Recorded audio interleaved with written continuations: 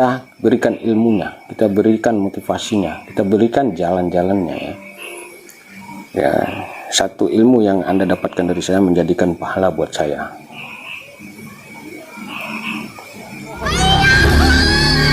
Majadompu ditanam juga. Terus untuk jangka pendeknya, tumpang sari dari Majadompu itu adalah jagung. Jangka pendeknya 4 Udah. Juga manfaat itu. Kita dapat Udah. perlindungan hutan. Kita akan coba memotivasi calon-calon pengusaha muda yang ada di Kabupaten Dompu ya, untuk ikut di dalam berbisnis dan merefleksi otak kita untuk generasi muda, calon-calon pengusaha di Kabupaten Dompu ya. Calon pengusaha muda, bagaimana kita membuat bisnis plan di bidang porang ya, jual beli porang ya. Kita di sini saya akan berikan pengetahuan sedikit tentang jual beli porang. Yang pertama kita harus ketahui dulu informasi-informasi harga yang terjadi di pabrik-pabrik penerima porang yang ada di Jawa, Bali, Sulawesi ya. Yang saat ini kita kecenderungannya dan kebanyakan mengarah ke Jawa ya, seperti di Madiun, Mojokerto, Sidoarjo, Pasuruan, Surabaya. Semua kita harus tahu daftar harganya mereka ya. Informasi ini kan informasi penting yang harus kita dapatkan di link-link perusahaan ya. Jangan sampai kita ketinggalan dan memulai bisnis ini, sehingga kita tidak asal-asalan menentukan harga ya. Ini harga kita buat berdasarkan hasil pertanian budidaya ya, bukan dari hasil bolang ya. Hasil bolang ada hitungan sendiri karena itu tidak masuk di dalam kategori umbi yang dorman ya. Jadi ada perhitungan sendiri dia mengenai penyusutan. Nah, ini yang umbi budidaya, artinya dorman dan masa tanamnya jelas ya. Bisnis plan ini tentang jual beli umbi porang produksi yang harus kita ketahui daftar fluktuatif harga bulan April dan Mei. Artinya kita mendapatkan informasi harga ini diprediksi didapatkan dari pabrik yang ada di lokasi Jawa, kemudian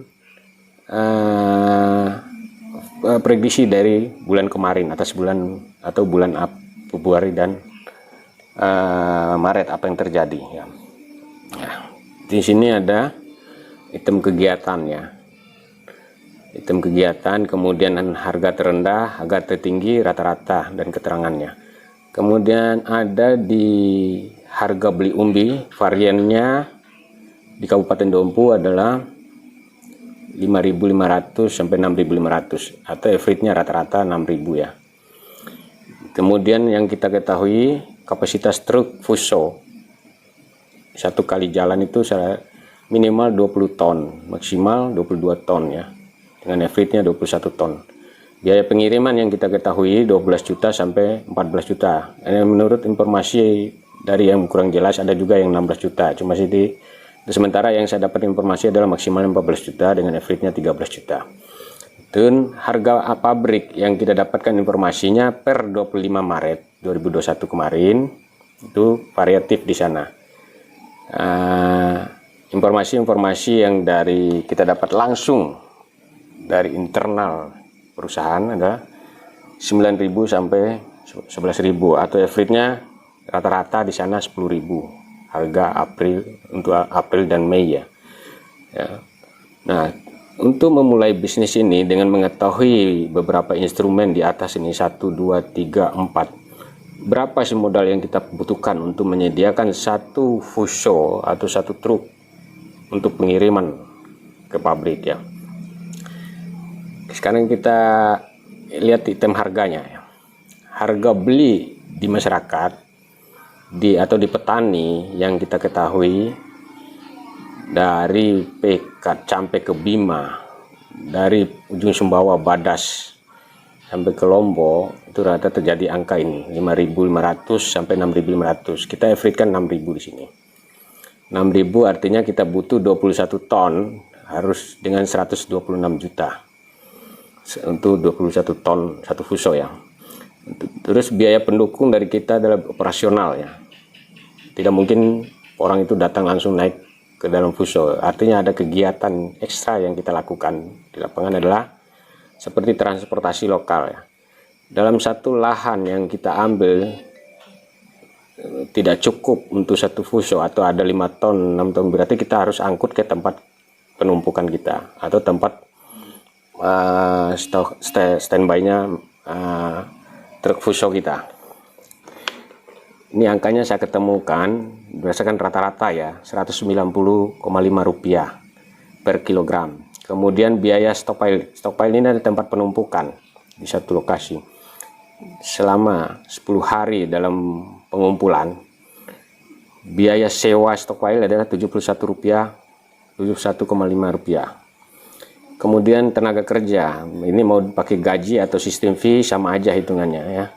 Di sini saya pakai angka selama 10 hari itu Rp238 per kilogram. Nah, konsumsi dan akomodasinya Rp47,5, administrasi dan biaya tak terduganya Rp23. Totalnya adalah Rp571 per kilogram ya. Dalam satu fuso adalah 12 juta ya untuk biaya operasional kita. Kemudian ditambah transportasi yang sudah kita hitungkan di atas tadi, average-nya 13 juta, menuju misalnya ke Mojokerto yang paling jauh itu Rp619 per kilogram ya, atau 13 juta tadi rata-rata ya. Ini berdasarkan informasi lapangan. Terus di pabrik ada terjadi refaksi, faktor koreksi yang terjadi ya. Mereka pasang faktor koreksi sana, koreksinya adalah 3-5%. Kita pakai angka maksimal aja, itu jaga-jaga ya, 5%. Sebesar 500. Dari jumlahnya total dalam biaya operasional kita adalah 1.690. Harga rata-rata di lapangan 6.000. Dan secara totalnya adalah 1 kilogram porang yang kita beli ya di lokasi Dompu.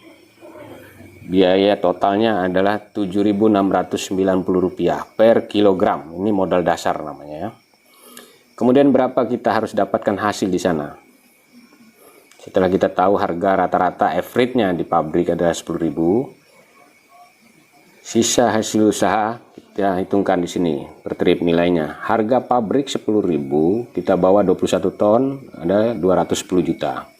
Biaya modalnya 7.690 sebesar 161 juta. Ada varian di sini sebesar 2.310 atau 48 juta ya.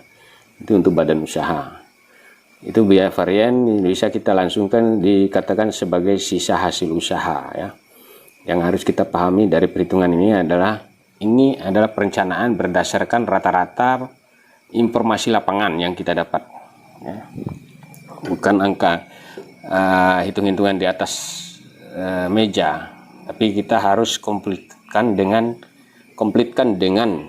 kondisi lapangan ya, kondisi yang real yang terjadi. Artinya kita harus menyerap informasi ya. Jadi itu yang bisa kita dapatkan sekilas. Terus kemudian umbi produksi tidak kita kategorikan sebagai dari sumbernya umbi bolang ya. Karena umbi bolang kita harus proses lagi ya, proses dalam arti sekitar 2 bulanan dia kita tunggu untuk masa dormannya. Karena kalau umbi bolang tuh diambil dari hutan dalam kondisi belum dorman, artinya kita harus dormankan baru kita bisa kirim baru bisa kita beli maksudnya. Nah, kalaupun kita paksa dengan harga ini beli umbi bolang, dikhawatirkan kita akan mengalami kerugian besar di sini ya. Makanya untuk pengusaha muda ya atau calon pengusaha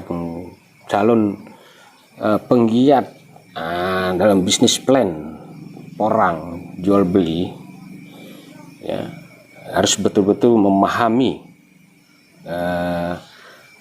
pertanian porang, kemudian angka-angka biaya operasional dan produksinya daripada proses penjualannya, dan informasi-informasi penting yang harus didapat di internal beberapa pabrik yang ada. Jadi itu yang harus kita pahami lebih awal lagi.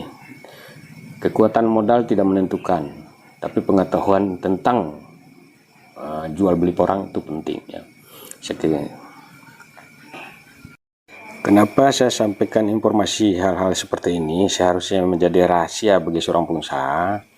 Saya ingin ada perubahan berpikir bagi anak-anak muda Kabupaten Dompu untuk di samping menjadi seorang petani, kita juga harus mampu menjadi seorang pengusaha gitu. Manajerialnya bisa jalan, manajerialnya bisa dikembangkan gitu. Jadi ini semacam lapangan kerja buat Anda, atau Anda sahabat tani orang menjadi calon pengusaha-pengusaha. Jadi jangan sampai kita berhasil sendiri, kita berikan ilmunya, kita berikan motivasinya, kita berikan jalan-jalannya ya. Ya, satu ilmu yang Anda dapatkan dari saya menjadikan pahala buat saya.